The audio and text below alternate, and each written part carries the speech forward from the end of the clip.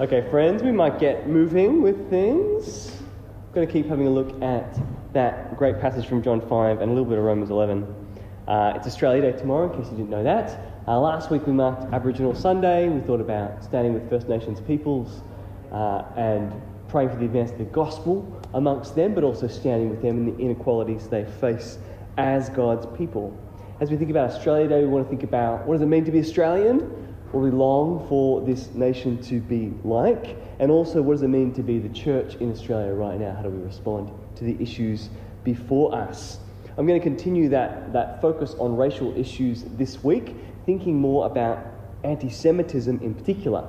And the reason I wanted to do that is firstly because obviously Bondi, the atrocious attack there, that was anti-Semitic to its core. But also, I don't want to assume that everyone understands that the Christian faith is automatically opposed to all such actions. Because indeed the case is the opposite. Throughout Christian history there are great examples of anti-Semitism. Let me take you to the worst. This is a book a tract published by Martin Luther in 1543 entitled The Jews and Their Lies. Here's an excerpt for you. There, that's the Jews, private houses must be destroyed and devastated. Let the magistrates burn their synagogues. Let them be forced to work, and if this avails nothing, we will be compelled to expel them like dogs. We are at fault in not slaying them. These are the words of Martin Luther, the great reformer, the great leader of the Lutheran movement, and the kicker off of the English and the German Reformation. These are horrific words that come at the end of his life. There are some reasons he might have said them, but none of them, to be honest, I think excuse what he says, even at this point in his life. It's horrific. 400 years later, the Nazi Party displayed copies of this book at their rallies in glass cases. There was a first edition given to the editor of the Nazi newspaper, and he declared it to be the most radically anti-Semitic tract ever published. Hence why I do not assume that everyone knows how opposed to anti-Semitism the Christian faith is, the Christian gospel is, by and for itself. Actually, Martin Luther picked up parts of John's Gospel, part of the scene that we're in at the moment from chapter 8, I'll show you them a bit later, as a reason and a rationale for a lot of what he wrote. And so what I want to do is look at these parts of John's Gospel and consider how they actually tell us the opposite about the radical opposition that Christians take to such anti-Semitic violence and words from Martin Luther. So that's what we're going to do today. Come on in, Shelley, grab a seat. Let me tell you 4 things. 3 from this gospel passage and 1 from Romans 11. I'll get there. First thing we see from our gospel reading today, we are to notice those forgotten as Jesus did. John 5 recounts for us this very interesting case of a man at this pool in Bethsaida. It's this part of Jerusalem, this colonnades and a pool of water. And what we get from John's Gospel is that all of these disabled people have gathered there. We read that the blind and the lame and the paralyzed have all come to sit around this particular pool. And the narrative zeroes into this one person who for 38 years has suffered what is said to be a weakness. Invalid, we don't know what that word, it doesn't specify anything. But we soon learn that he can't walk. So we think he's probably a paralyzed man. Jesus is walking around this colonnade in Jerusalem. He's there for a feast. And he comes up to this man and he says, "Do you want to be healed?" Which seems like actually a very socially inappropriate question. And of course the answer is yes. This invalid lying on the ground. Of course he wants to be healed.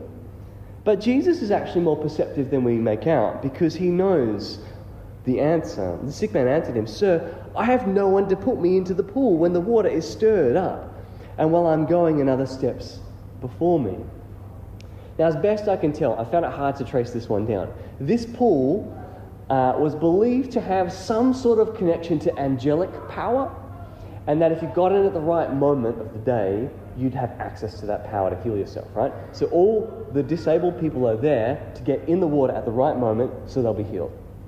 This man, maybe paralyzed, we're not sure, at that moment wants to get in the pool. And you can imagine him using everything he can, the parts of his body that still work, trying to get over and into the pool. And instead, as he tries to do that, everyone just shoves past him to get into the pool instead, and he misses out. He needs help to get in the pool, but no one will help him. In fact, everyone pushes past him. Jesus, in asking this question, sees this very forgotten man, actually. Sees his needs, sees what he wants. Even those desperate around him aren't willing to help him, but Jesus sees and knows and loves him as he is. It's quite a horrific healthcare system, don't you think? All the invalids lined up trying to access. Jesus notes the lack of access this man has, even to the simple, superstitious healing he wants for himself. Jesus then demonstrates he doesn't need the water. He commands him to get up and pick up his mat, and he's healed on the spot by the command of Jesus. Incredible miracle Jesus does profoundly. But what we're shown here, I think, is Jesus' life-giving attention to those that are forgotten. This is the reason, as a church, why we are committed to making our services accessible as best we can. Why we have hearing loops. Why we make sure we have access to our buildings. Why we're always trying to add a lift to our other site, even though we can never afford it, etc. We're always trying to do things. We're not amazing at it, but accessibility matters. Jesus demonstrates that in this attention to this forgotten, disabled man. It's why we should enable to build church gatherings that are able to be accessed by anyone.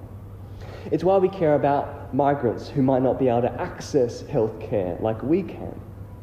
It's why we care about our Jewish brothers and sisters around us, our friends and our neighbours who've suffered violence, those who might be forgotten and pushed behind. For the same reason Jesus gives his life-giving attention to this man is why we give life-giving attention to anyone who's suffered violence or hatred. Dietrich Bonhoeffer, writing a slightly more positive and helpful tract entitled The Church and the Jewish Question, when Nazi Germany was just getting going, he wrote this essay for the church leaders to think about. He says that if the state crushes a part of society underneath its wheel, it is the church's job to bind up the victims. And so he was summoning the church to respond at this really early moment to the increasing hatred of the Nazi state against the Jewish people. That's our response after the example of Jesus, to stand in line with the forgotten and the hurt. But the second thing we see in this parable is is healing, is we are to reject murderous hatred as Jesus did. Now, what happens next in this story is an escalation. Jesus actually did this miracle on the Sabbath, and the way the story is told is we're hidden that fact at the beginning to then kind of escalate the tension in the story like a good storyteller. And this poor man who's been forgotten, this invalid, is carrying his mat home, having been healed. And the leaders say, "Hey, buddy, you're carrying your mat. You're not allowed to do that on the Sabbath.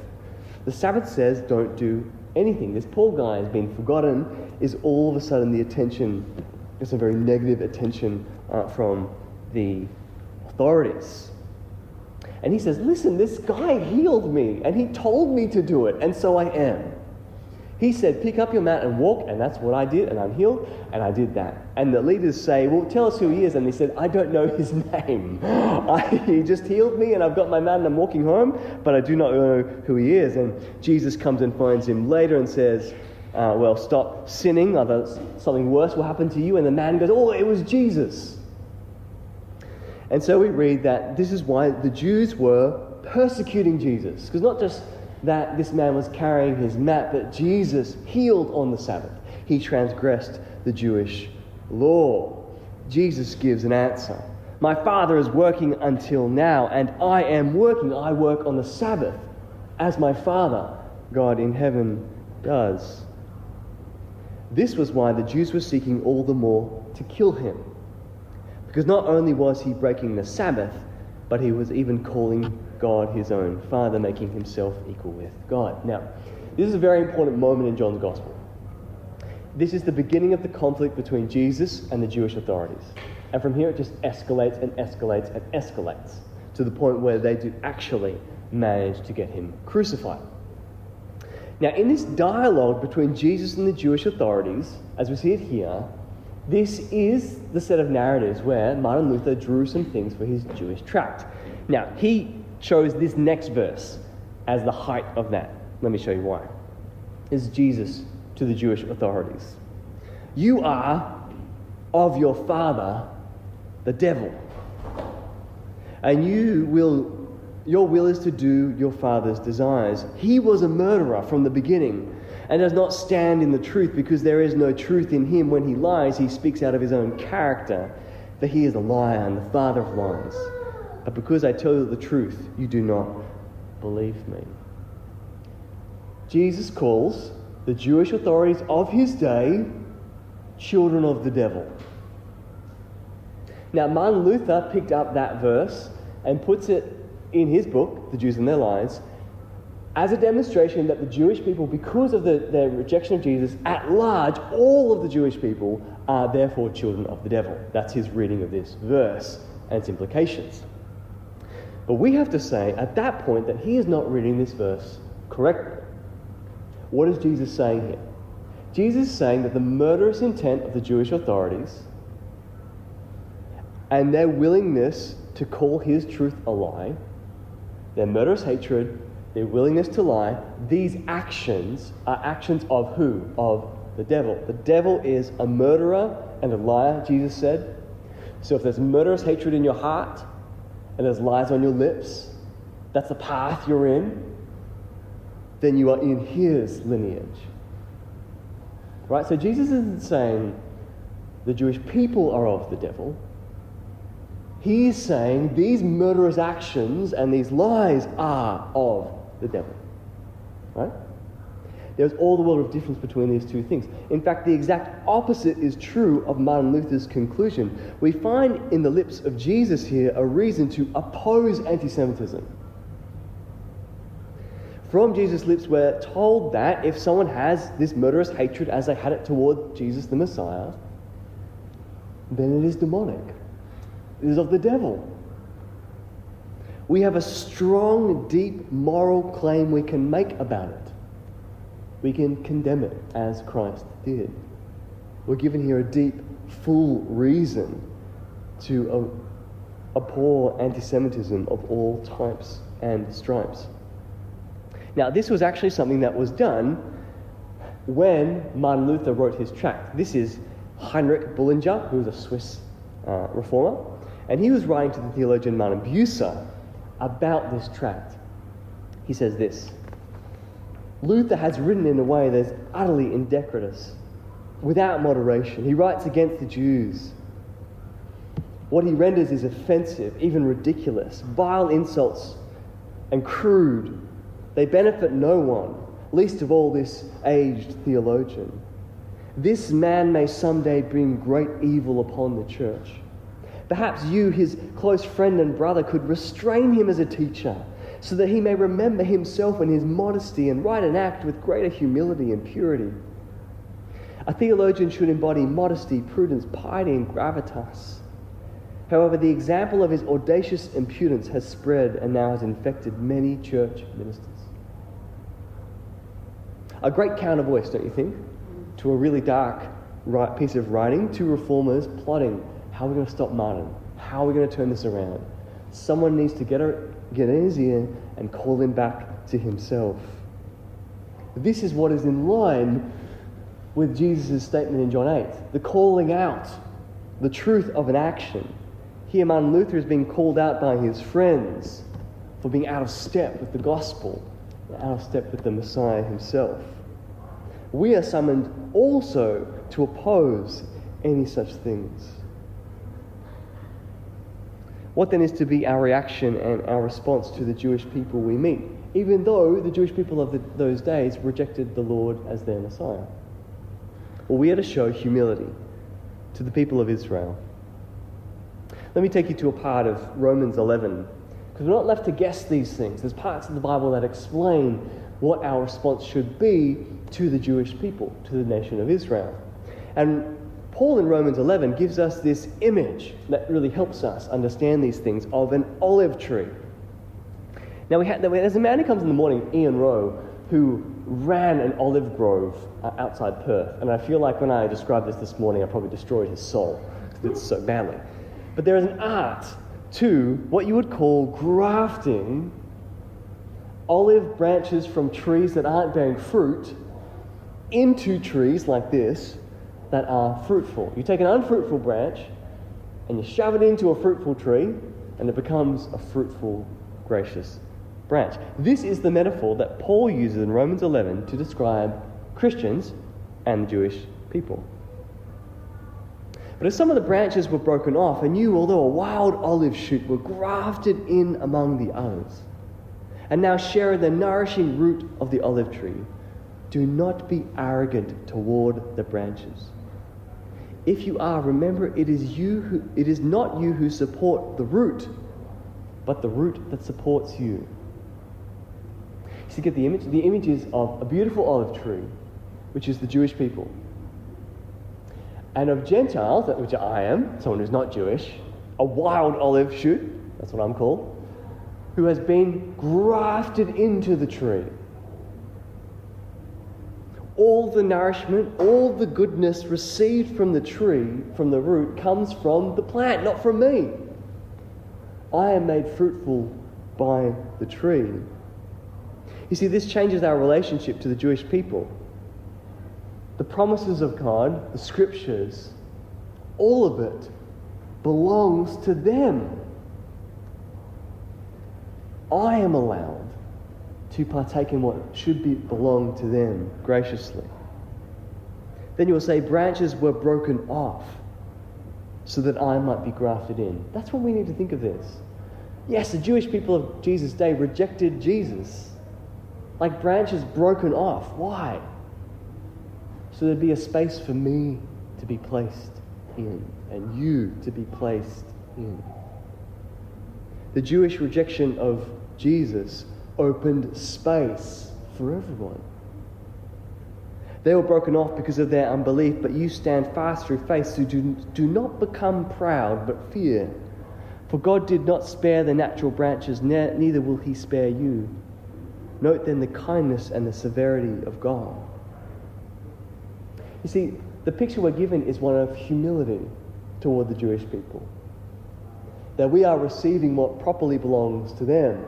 Not arrogance, not pride, not hatred, nor derision, but humility before the kindness and the severity of God. Knowing that a broken branch had to happen for our sake. And so I think also, fourthly and finally, we are to long for Israel to know God's Son. That's where Paul ends that great meditation in Romans 11. For he's longing. He says, imagine if the natural branches got put back in. We should long for them to be put back in, to come back to know Jesus as the Messiah. Jesus is charged with blasphemy in John 5, and he responds with a piece of theology to explain how he has not forsaken the theology of the Jews. He says, truly, truly, I say to you, the Son can do nothing of his own accord, but only what he sees the Father doing. For whatever the Father does, the Son does likewise. For the Father loves the Son and shows him all that he himself is doing. And greater works than these will he show him, so that you may marvel. For as the Son raises the dead and gives life, so also the Son gives life to whom he will. You see, Jesus is defending his actions by saying, listen, everything the Father does, I do too. We do them together as one. There is still one God, my Father and me, yet we together do all things. He gives life and I give life. He shows and I demonstrate. He judges and I judge. Augustine said this way. He said, when we write letters, they are formed first by our heart and then by our hand. The letters are made first by our heart and then by our body. The hand serves and the heart commands.